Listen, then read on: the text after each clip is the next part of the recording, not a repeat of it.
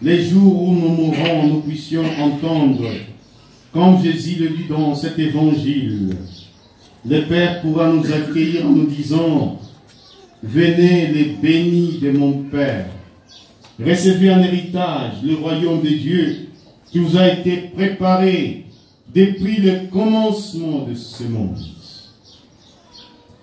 Dieu a préparé pour chacun d'entre nous le royaume, son royaume, depuis le commencement de ce monde. Avant même que nous soyons nés, il nous a prédestinés à être saints, immaculés, irréprochables devant sa face. Son seul désir, c'est qu'un jour, nous soyons resplendissants, la gloire de Dieu. Mes chers frères et sœurs, soyez saints, voilà les commandements. C'est dans la première lecture. Soyez saints comme votre Père céleste est saint.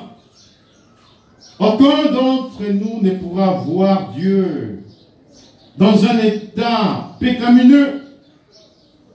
Aucun d'entre nous ne pourra les voir avec le poids du péché. Dieu veut que nous soyons comme lui. Et à ce moment-là, nous allons donc partager la même gloire, le même héritage, la même faveur que les patriarches, les prophètes, les apôtres, les juges, tous ceux qui nous ont précédés dans la foi, qui contemplent la gloire de Dieu. Venez les bénis de mon Père, recevez en héritage le royaume de Dieu qui vous a été préparé depuis le commencement de ce monde. La vie que nous menons, elle est d'une courte durée. Il y a une véritable vie. Et Dieu notre Père, dans son grand amour, a préparé pour chacun d'entre nous cette vie sans fin que nous appelons la vie éternelle. Pour pouvoir bénéficier de cette vie éternelle, comme nous dit Jésus, Jean 17, verset 3, la vie éternelle, c'est de te connaître, toi le seul vrai Dieu, pas quelqu'un d'autre. Toi le seul vrai Dieu, et celui que tu as envoyé ton Fils. Il y a deux seules personnes, peut-être trois seules personnes que nous devions connaître de manière parfaite. Et les connaître de manière parfaite, c'est entrer dans la vie éternelle. Dieu le Père, Dieu le Fils et Dieu le Saint-Esprit. Dites après moi, la vie éternelle. La vie éternelle. C'est de te connaître. Toi le seul vrai Dieu. Et celui que tu as envoyé. Ton Fils Jésus. Connaître. Ce n'est pas une connaissance livresque. Ce n'est pas une connaissance intellectuelle. On ne rencontre pas Dieu dans les livres.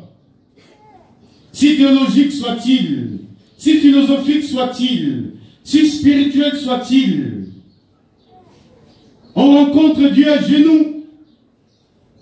Et la véritable théologie, c'est quand je me mets à genoux, comme nous dit l'apôtre Paul, Ephésiens 3, 14.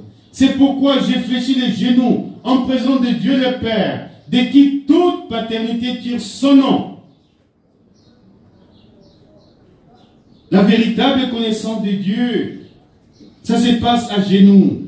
Ce sont les priants qui connaissent véritablement Dieu. Parce que quand tu pries, tu es intimement. La connaissance, la date, c'est avant tout la communion, c'est l'union. Comme l'homme peut connaître la femme, comme la femme peut connaître l'homme. C'est cette connaissance, l'intimité. Mais comment entrer dans cette connaissance alors que Dieu, nous ne voyons pas? C'est en pratiquant la charité. La charité, c'est défini comme l'amour reçu et l'amour donné. Il y a comme un mouvement entre ce que nous recevons de Dieu et ce que nous donnons. Notre Dieu s'est identifié aux malades, aux affamés, aux assoiffés, à ceux qui sont nus, aux prisonniers, aux malades. Jésus n'a plus de visage. Son visage, ce sont les pauvres, les marginalisés, les délaissés. Mes chers frères et sœurs, avons-nous créé un petit espace dans notre cœur pour un pauvre? Avons-nous créé un petit espace dans notre cœur pour les malades, pour les prisonniers? Toutefois qu'ils ont fait ces choses, aux plus petits d'entre mes frères, c'est à moi que vous les avez faites. C'est à ceux-là que Jésus dira, venez les bénis de mon Père. C'est donc la charité est maintenant tournée vers les pauvres.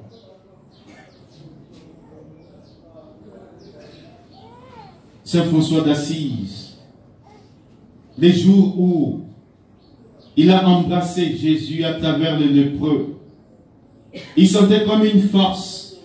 Il a vu les lépreux alors que, à l'époque, Saint François d'Assise a vécu au XIIe siècle. La médecine n'était pas encore développée. Il avait toutes les raisons de dire, devant un lépreux, si je l'embrasse, je serai contaminé. Mais l'amour de Dieu est plus fort que tout. Il a été comme propulsé. Il a été mu. Et quand tu l'as embrassé, il a étreint. Les soirs venus, Jésus lui dit, c'est pas un lépreux que tu as embrassé, c'est moi-même que tu as embrassé. C'est à ce moment-là que Saint François d'Assise avait commencé à voir les marques de la passion de Jésus dans les paumes de ses mains, que nous appelons les stigmates, parce que à travers les baisers donnés à lépreux, il a été identifié à Jésus dans sa passion. Est-ce que chaque fois que je vois un pauvre, pourrais-je reconnaître la présence de Dieu, la présence de Jésus dans ces pauvres? Un jour, c'est le Père Cantalame Messa, ce prédicateur pontifical. C'est un grand prédicateur, il secoue le monde. Il était professeur d'histoire, prêtre. Quand Dieu l'a appelé pour le ministère de prédication, Dieu lui a dit, veux-tu renoncer à ta profession pour te mettre à mon service? C'est un franciscain. Il a vu avec ses supérieurs. Ils ont d'abord résisté. Ils ont résisté. Fin de compte, ils ont discerné. Ils ont compris que c'était la paix de Dieu. Ils l'ont détaché, la famille franciscaine, même s'il demeure encore franciscain, pour qu'il soit libre. Et il a commencé à prêcher dans le monde entier. C'est le prédicateur pontifical, ça veut dire quoi? Le pape peut s'asseoir là, lui il prêche la retraite aux prêtres. On les appelle des prédicateurs pontificaux. Alors un jour il a été invité dans un pays très pauvre pour aller prêcher sur l'Eucharistie au Mexique, au Brésil. Alors, il a beaucoup lu. Il disait, mais Seigneur, comment est-ce que je vais faire comprendre à ces prêtres qui te touchent, par qui tu te donnes au monde? Comment pourrais-je leur faire comprendre ce que c'est l'Eucharistie? Parce que l'Eucharistie, c'est le mystère de la foi. Qui peut comprendre ce que c'est l'Eucharistie? Personne, même nous qui avons fait des études de philosophie et de théologie. Mais bien aimés, dans cette célébration eucharistique, quand le prêtre dit, il est grand le mystère de la foi. L'Eucharistie, c'est un mystère. Vous pensez que ces petits bouts de pain-là, c'est ça votre Dieu? Oh, les catholiques, là, votre foi est tellement ridicule. Et vous dites, voilà mon Dieu. Ah. Mes chers frères et sœurs, les Juifs nous diraient, vous avez perdu la tête. Le Dieu est très fort, redoutable, éternel des armées. Et c'est celui-là que vous réduisez à ces petits bouts de pain. Nous le croyons, parce que Jésus nous l'a dit et que sa parole ne peut jamais mentir.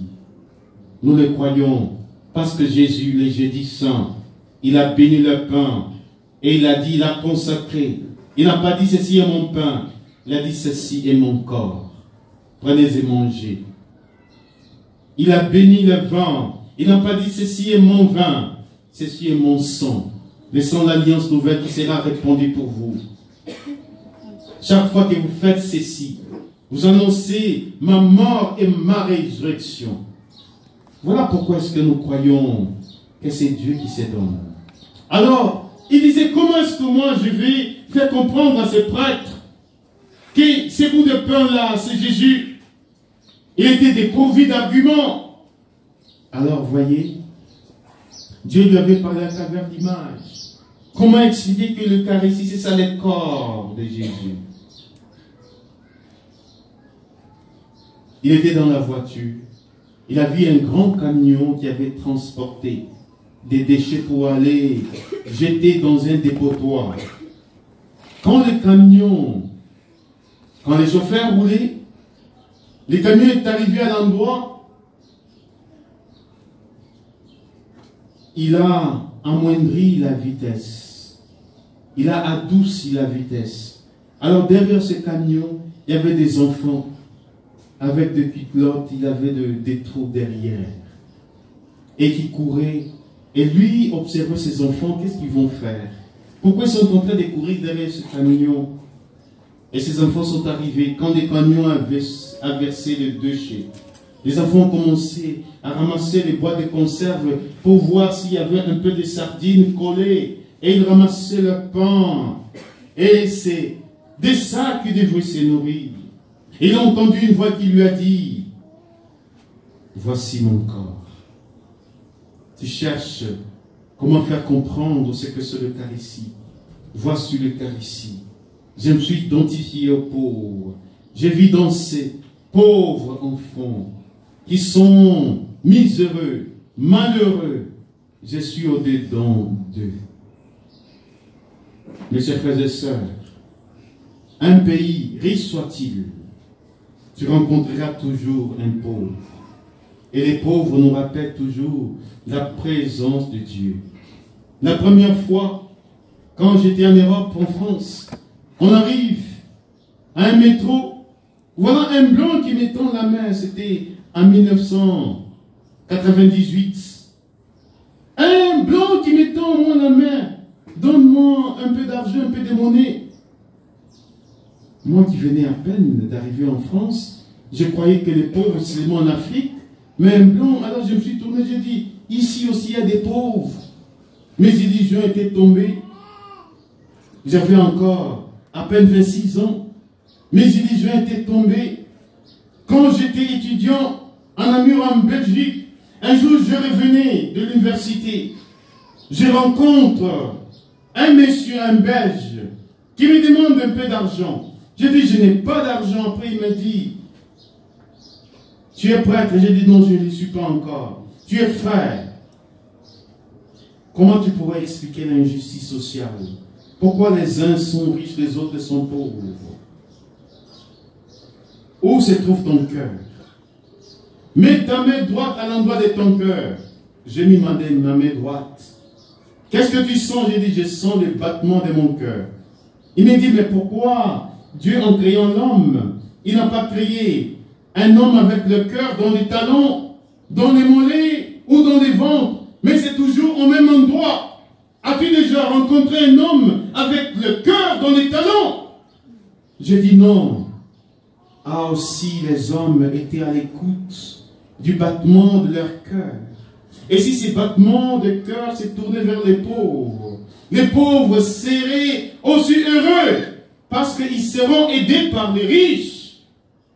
Quand Jésus nous dit dans l'évangile selon Saint Luc, bienheureux les pauvres, bienheureux les pauvres. Il ne dit pas le royaume de Dieu est à eux, bienheureux les pauvres. Ils sont bienheureux parce qu'ils peuvent aussi être aidés par les riches.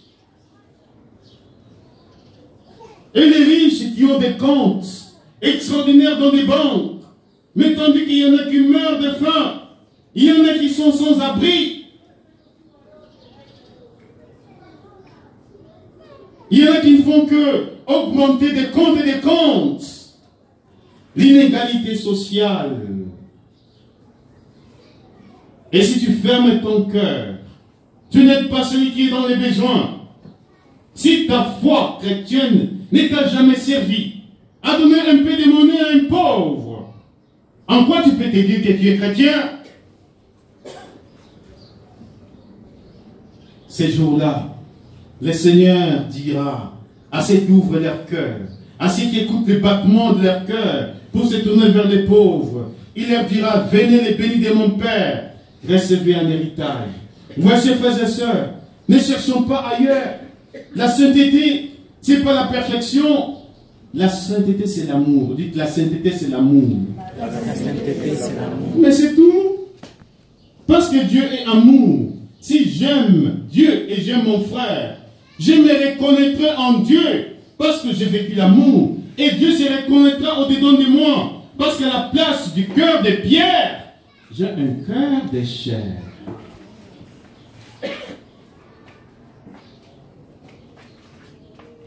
Alors le Seigneur va se reconnaître en chacun d'entre nous. Parce qu'il est amour. Tout vient de l'amour. Tout prend forme de l'amour. Et tout tend vers l'amour. Ne restons pas indifférents face aux misères des autres. Ceux qui partagent, ce ne sont pas ceux-là qui ont beaucoup d'argent, beaucoup de biens. Parfois, ce sont ceux-là qui n'en ont que deux. Ils en partagent avec celui qui n'en a pas. Voilà, mes bien-aimés, ce que c'est la sainteté. Quand on a posé la question à la Vierge Marie, mais qu'est-ce que c'est la sainteté? Il a répondu, la sainteté, c'est l'amour. Ce texte que nous lisons pendant les temps de carême ne devrait pas nous laisser indifférents. Nous devions sortir de nos maisons pour voir ceux qui sont dans les besoins, les pauvres, les malades, les prisonniers. Ouvre la main de ta jeunesse, qui ferme sa main, ferme son cœur, qui ferme son cœur, ferme les portes du royaume de Dieu. Mais lorsque nous ouvrons notre cœur, lorsque nous penchons notre cœur vers les pauvres, et à ce moment-là, nous sommes les bénis de Dieu. Dites, je suis les bénis de Dieu. Je suis les bénis de Dieu. Je suis les bénis de Dieu. Je suis les bénis de Dieu. Dieu va se reconnaître en toi. L'espérance, la foi disparaîtront. Seul l'amour qui existera jusqu'au ciel. Alors demandons à Dieu le seul espace qui doit exister dans notre cœur. C'est l'espace d'amour. Car le seul but pour lequel Dieu a créé le cœur de l'homme, c'est d'en être aimé, d'en devenir le possesseur. Qui possède ton cœur? Livre ton cœur à Dieu. Il y mettra un peu d'amour. Et il y aura la douce pulsation, les battements de ton cœur. Chaque fois que quelqu'un sera dans les besoins, ton cœur battra d'amour. Et quand ton cœur bat d'amour, c'est ce que nous appelons la compassion. Quand ton cœur commence maintenant à souffrir pour la misère. Mais bien aimé, il y a tellement d'injustice dans le monde, dans nos sociétés. Vous voyez dans la parole de Dieu, il y a des chefs d'entreprise qui sont des escrocs, qui maltraitent les ouvriers. Quand tu travailles, tu mérites ton salaire. Mais pourquoi est-ce qu'on va te payer mal alors que tu as bien travaillé? C'est de l'escroquerie. Et les chrétiens qui les font, qui mettent des structures, mais qui exploitent encore les pauvres. Les cris du pauvre est toujours entendu par Dieu. Quand Dieu crie, quand les pauvres crient, Dieu entend. Quand la veuve crie, Dieu entend. Quand l'orphelin crie, Dieu entend. Quand l'étranger crie, Dieu entend. Cette catégorie de personnes, la veuve, l'orphelin et l'étranger, Dieu se penche toujours vers cette catégorie de personnes. Demandons à Dieu d'élargir la tente de nos cœurs pour qu'il les remplisse de son amour, afin que notre amour s'est tourné vers les nécessiteux, vers les pauvres. Ces personnes auxquelles il a voulu s'identifier en disant, chaque fois que vous l'avez fait, au plus petit d'entre mes frères, c'est à moi que vous l'avez fait. Amen. Amen.